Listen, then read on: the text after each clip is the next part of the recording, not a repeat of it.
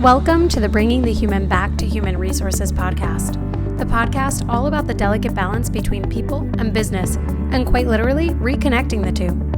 My name is Traci Rubin, and I've spent nearly my entire professional career in HR. Join me as I share stories, opinions, and words of advice with you each week. Hi everyone, welcome back to the podcast. I am speaking to you after a very long day in my new job, but lots to share, lots of things to reflect on.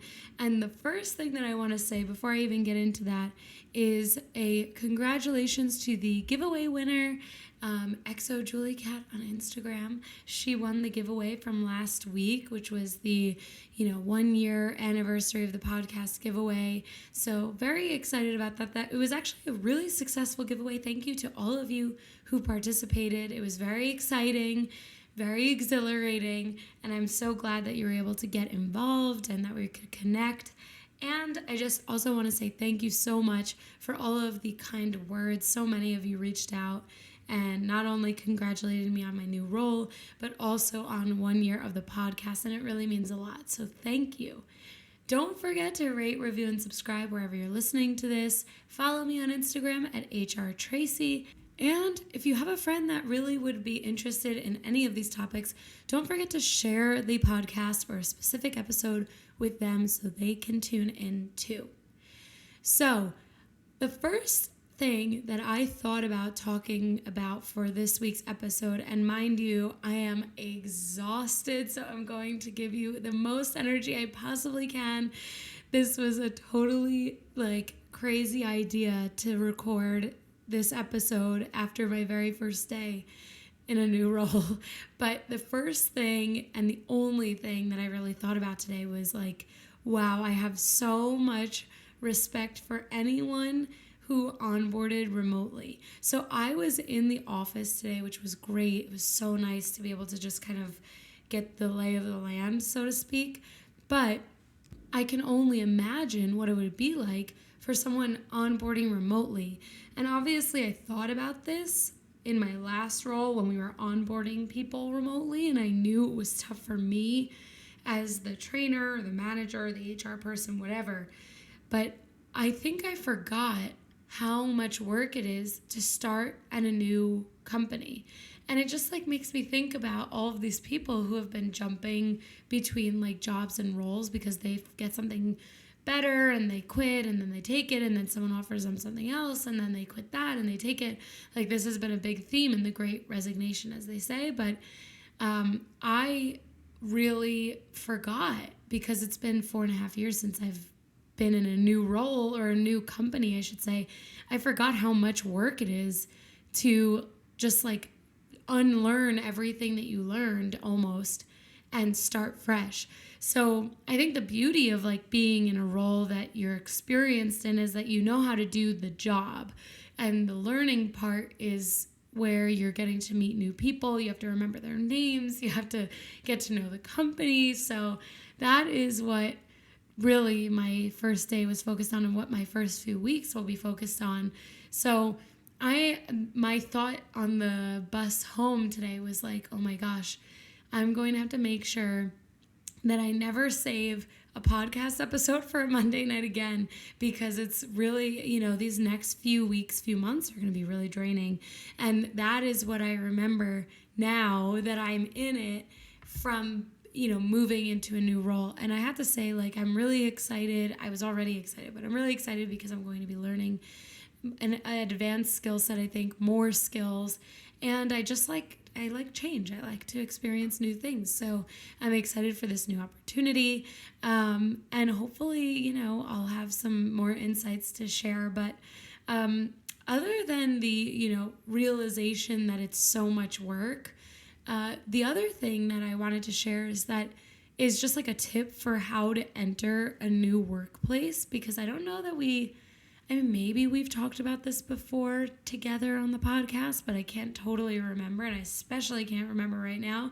But one of the things that I do, a strategy that I practice, is to really just observe, listen, and work on getting the buy-in of the people around me.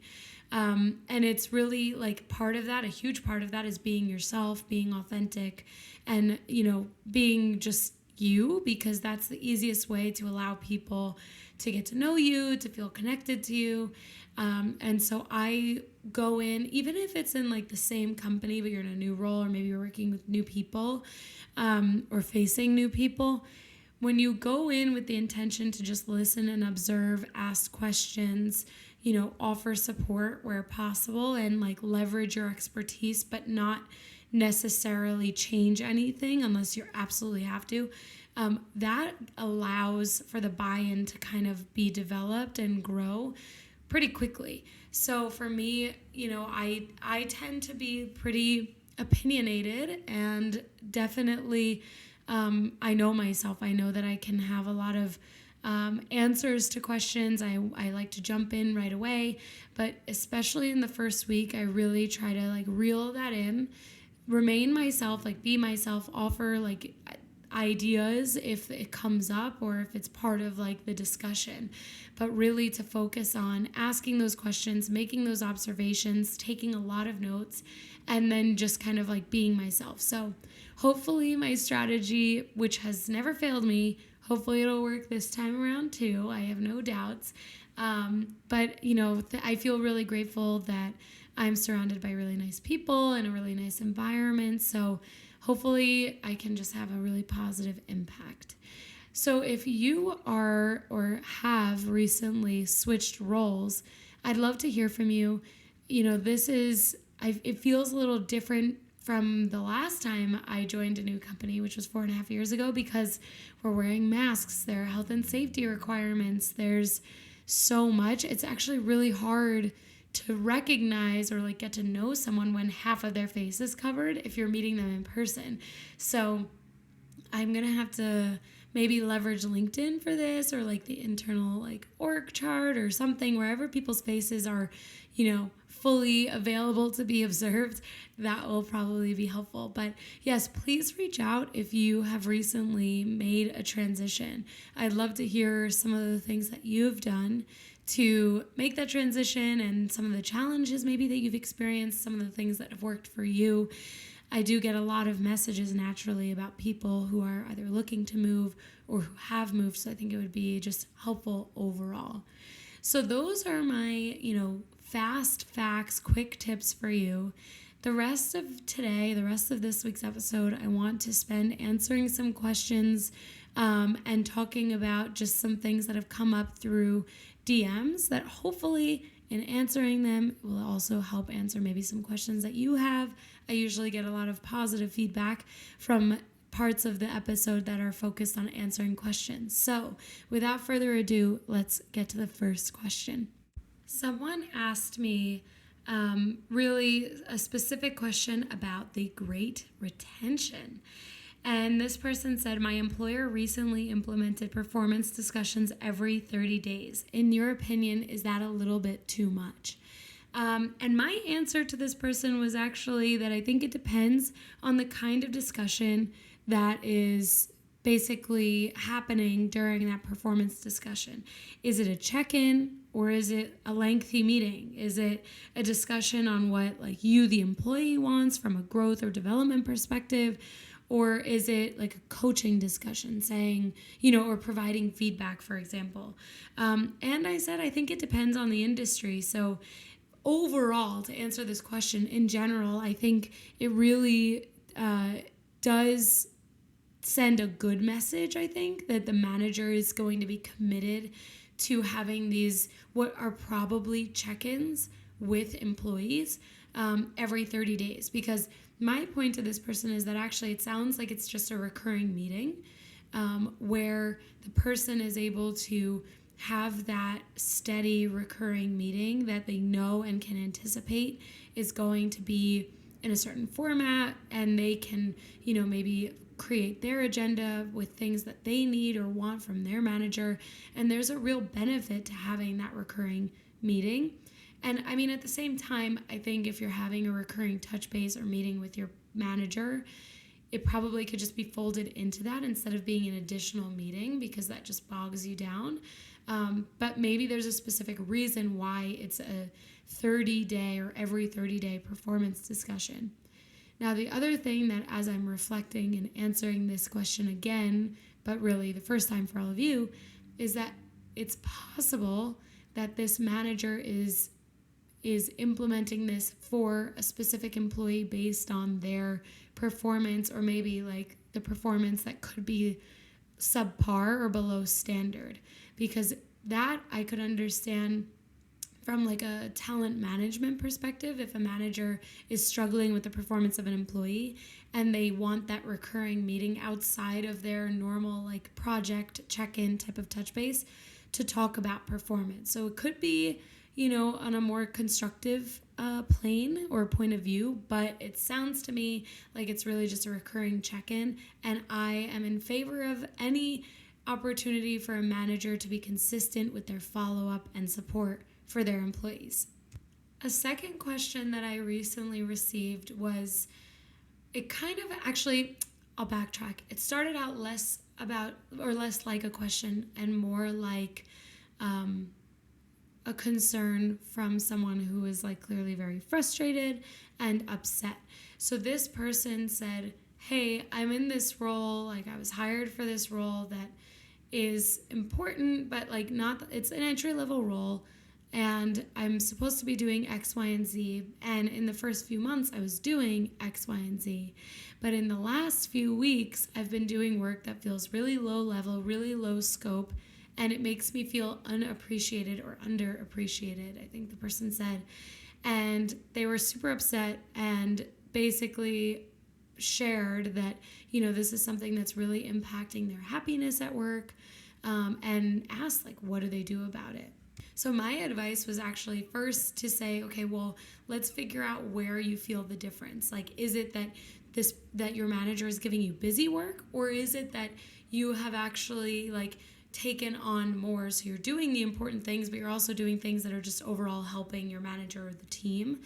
Or could it be the third option, which is that maybe the workload is a little bit different right now, and so these are the things that, although they don't feel like they're very important, they're important in the moment. And so we had a conversation about like basically analyzing the work and why this person was feeling that way, and just in general breaking down where that feeling was coming from, because I do think that's an important practice. Like, we all can feel a certain way and take, something out of an experience, but you do, I think, find, if you don't have a mentor or someone that you can just like speak into the abyss to, find that person, because that's kind of what the practice that I was like engaging in with this person was, really to try and understand and break down every single feeling so that that person could like understand what they were feeling, thinking, and what they needed.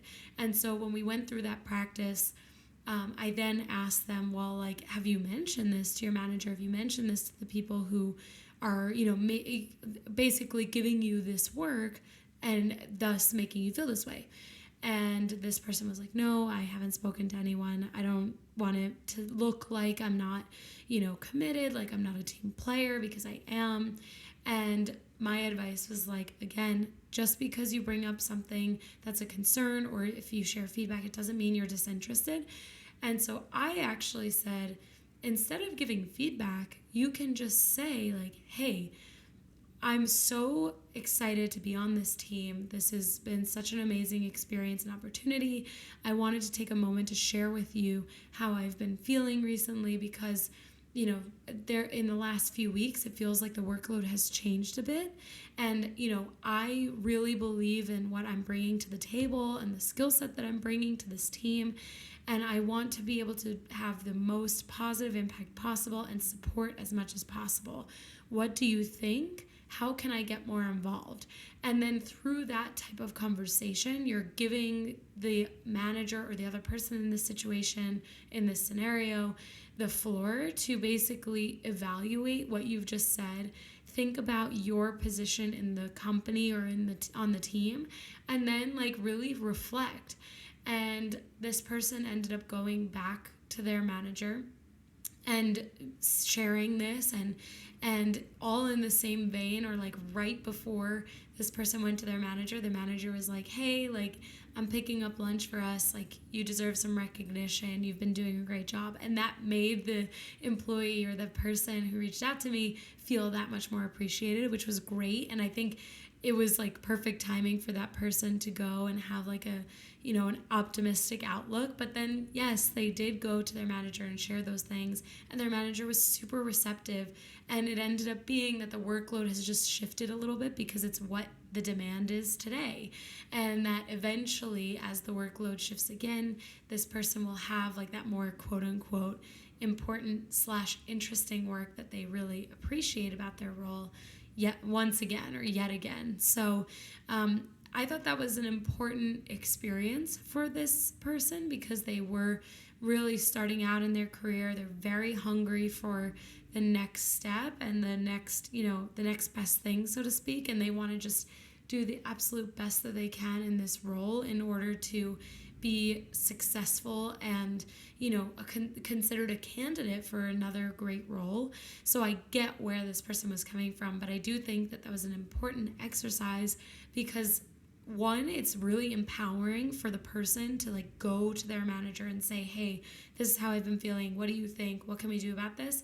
And I think it helps to remind the person that, there are lulls in what we feel is important work, but all of the work that we do does lend to the bigger picture and is important. And there's always a why behind the what, and figuring out what that why is so important to feeling dedicated and committed to the role. So if you're a manager and you have an employee who maybe has felt this way recently or something like that, I encourage you to explain the why. We always say this in retail: explaining the whys is so important for the person on the receiving end of your message to understand why it's important. Explaining the whys, understanding the whys, that is the key phrase. And some of you might be thinking, well, why does someone need to know the reason for doing something?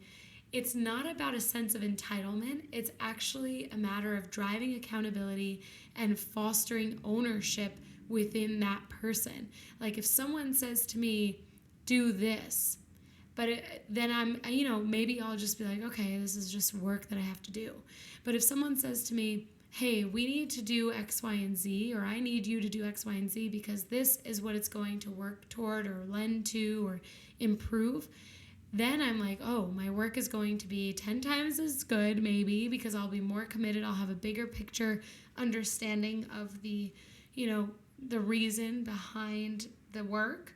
And having that reason gives you almost like a broader sense of understanding, so that when you are completing the work, even if you would complete the work just as well without the whys, it gives you so much more visibility, so that when you're thinking through problems or you're doing the work, you could potentially anticipate more of what you need or less of what you need, because you understand the scope of the work that you're doing. So it's not a sense of entitlement thing when managers are asked to explain the why. It's a matter of driving ownership and driving accountability. So those were the questions that I got this week. I'm going to save some other questions that I got for another episode, because I'm going to keep this one a little bit short and sweet today, because you can probably hear it in my voice. This was not the right strategy. I am so tired. I have so much respect for anyone that has started a new job in this crazy new world.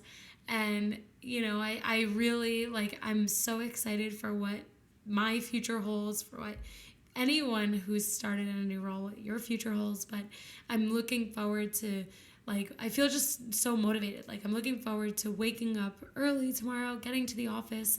This is probably the most motivated I've felt in a very long time, because it's just something new. It's something exciting. I obviously loved my last role in my last company so much, and they'll always be friends and family to me, basically. But I do think this is where change can be really, really exhilarating, especially if you've given a lot of yourself to your company and your role. I was at my last company for 4.5 years, so it feels good to have like a new, fresh start somewhere. And I'm looking forward to the challenges, the ups and the downs. I'm excited to work through those things. And I'm excited to kind of travel again. Hopefully, I'll get to do more of that. But in general, like, I'm probably never going to record again on a Monday night, but definitely not this month because it's just way too much to ask of my mind, body, and soul. So next week, I will have already recorded, maybe over the weekend.